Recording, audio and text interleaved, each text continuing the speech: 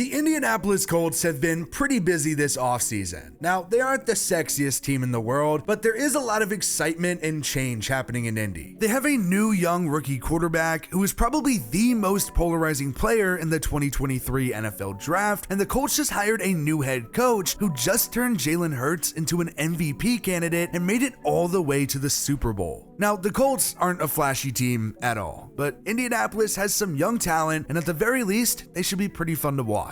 The single most important thing for the Colts this season, and especially their future, is Anthony Richardson. Anthony Richardson was one of the talks of the draft and was super polarizing. He was only a one-year starter at Florida, and even then, Richardson statistically wasn't really that good. He only completed 53.8% of his throws and had 17 touchdowns to 9 interceptions. But teams were willing to ignore his somewhat bad stats for the insane athleticism that Richardson has. He has a really strong arm, and that was super easy to see when you'd watch him play. He could seriously let that thing loose, but he did struggle with accuracy. Of course, one of the big reasons why so many NFL teams were infatuated with him wasn't just his strong arm, but his legs. Richardson was great on the ground, rushing for 643 yards and 9 touchdowns. He has the potential to just be a major threat whenever he has the ball in his hands. What really makes him so good and interesting though is his raw talent. Richardson has great size for a quarterback at 6'4", 244 pounds, has an insane arm, is fast as hell, and can even lower his shoulder to get some extra yards when he needs to. It's super easy to see why a team would fall in love with him, but there are still plenty of issues that we need to talk about. Richardson is inconsistent and not always the most accurate, and who really knows how he'll actually be with progressions and reading defenses. He's inexperienced and extremely raw and will need time to shape into a viable starter. It's absolutely necessary that Richardson is developed correctly, or he'll be a bust before we know it. We've seen it happen countless times before, where a team throws out a raw, inexperienced quarterback to the Wolves too soon, and it absolutely cripples their development process. Richardson needs to sit and learn, and I would imagine there's a very real chance that he doesn't even see the field at all as a rookie. But the Colts don't exactly have that surefire veteran to go out every Sunday instead though. The Colts offense this season is probably going to be led by Gardner Minshew. No, that's not an ideal situation exactly, but man, I cannot help but hope that there's another round of Minshew mania coming up. Minshew had a good rookie season back in 2019 with 21 touchdowns and only 6 interceptions. Even in 2020, Minshew wasn't that bad on the stat sheet, but the Jaguars sucked. They actually sucked so much that they got the first overall pick and moved on to Trevor Lawrence, who is a clear upgrade. Jacksonville traded Minshew to the Eagles for a conditional 6th rounder, and he was just a backup in Philadelphia. He did play in 4 games over his 2 years there and had just 7 touchdowns to 4 interceptions. Minshew is a pretty good fit in Indy. Not necessarily because he brings anything special to the table as a player, but more so because he already has a previous relationship with Shane Steichen. He was the OC in Philly, and it makes plenty of sense for Minshew to follow him to Indy since he already knows that system. Now, Minshew is pretty mediocre, which just kind of feels on brand for the Colts' current offense. Michael Pittman Jr. is the number 1 in Indianapolis. He's a very solid wideout, but would probably be better as the number 2. In 2021, his second year in the league, Pittman had over 1,000 yards and 6 touchdowns. And then last season, he had 925 yards and 4 touchdowns. Now, despite being literally 25 years old, he's like the oldest weapon on the Colts offense. Alec Pierce had a pretty solid rookie year with almost 600 yards, and then the Colts just used a 3rd rounder on Josh Downs, who's coming off of back-to-back 1,000-yard seasons at North Carolina. Indy did also sign Isaiah McKenzie, who you may remember from his time back in Buffalo. He's coming off of a career-best season, but that's still just over 400 yards. The Colts have kind of been known for their tight end use in recent years, and I'm not exactly sure how much that changes with Steichen now instead of Frank Reich. Jelani Woods is a 6'7" beast that's heading into his 2nd season, and Kylan Granson is going into his 3rd. They're both probably still going to get targets after both just had 300 yards last year. Still though, with all that young talent, the current expectation is that the offense is going to be run through Jonathan Taylor, much like it was under Frank Reich. He finally hit the injury bug bug last year, but before that, JT was tearing it up. In his first 2 seasons in the pros, he had over 1,000 yards and double-digit touchdowns, including 1,800 yards and 18 touchdowns in 2021. As far as the Colts' offensive line goes, it feels like it just hasn't been able to stay healthy for the last few seasons. Quentin Nelson had easily the worst year of his career, and the Colts were a middle-of-the-pack line at best. Luckily, I do think the tackle spots are promising. Bernard Ryman was solid as a third-round rookie, and Braden Smith was also good at right tackle again.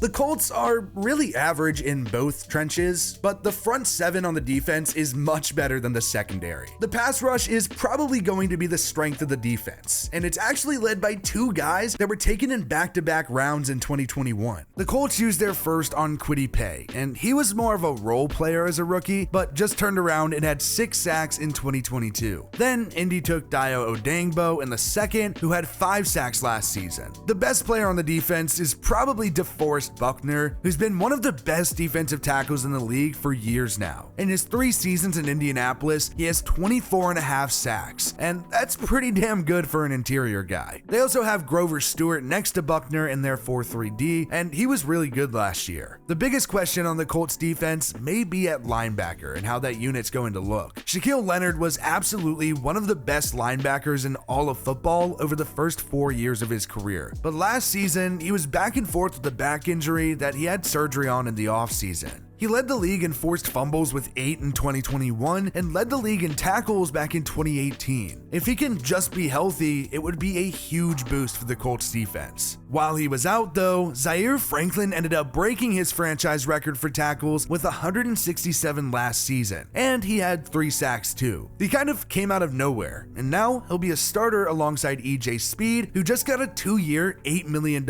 extension. He's been a staple of Indy as of late. Finally, the Colts secondary is pretty ugly, and it didn't really help that they traded away Stephon Gilmore to the Cowboys for a 5th rounder. Kenny Moore has been with the Colts since 2017 when he went undrafted, and since he's made a Pro Bowl and been a pretty consistent starter, but he is coming off of a disappointing season. Across from him, I think, will be Julius Brents. He's a 2nd-round rookie out of Kansas State, and the Colts really need him to come in and be good. At safety, Julian Blackmon is coming off of a bounce-back season, and then with him should be Rodney Thomas. He was a 7th rounder out of Yale in 2022, which is kind of funny because he's literally one of 2 dudes to actually come out of Yale in the last decade. Thomas wasn't really supposed to be much, and instead started 10 games and led the team with 4 picks. The Colts defense has some solid young pieces, but it's mostly not great and pretty inexperienced, which is really the whole roster, and that's why Shane Steichen has his work cut out for him. Shane Steichen is coming off of a really good situation and a lot of success in Philadelphia. He was the Eagles' offensive coordinator for 2 seasons and played a huge role in the development of Jalen Hurts. Before that, Steichen was with the Chargers for a long time and had success with Phillip Rivers, and actually ended up as the OC during Justin Herbert's rookie year, which might be even more impressive than the Jalen Hurts breakout. He's proven to be able to develop young quarterbacks, and that's why he's perfect for the Colts with Anthony Richardson. It's not going to be fair to expect anything from the Colts this season. I mean, they're young, but they are building. Richardson is going to need a lot of time to learn and maybe even sit for a full season. Plus, while Steichen has been a good coordinator, being a head coach is a totally different role. Things aren't just going to change overnight. The Colts roster really isn't anything special right now, but it's also very young. So if these guys can be developed correctly and Steichen can come in and do the job that he was hired to do and improve that offense, I think the Colts could very well be good in a few years. But all of that is really going to depend on whether or not Anthony Richardson can turn into the quarterback the Colts believe he can be. Yo, I missed the perfect opportunity to do something. I don't know why I wore my Red Sox hat for this. That was such a missed opportunity. I mean, this hat's kind of effed up. I'm not gonna cap. The horseshoe needs some milk. I don't know what's going on up there, but I have a Colts hat. I don't know what I was doing.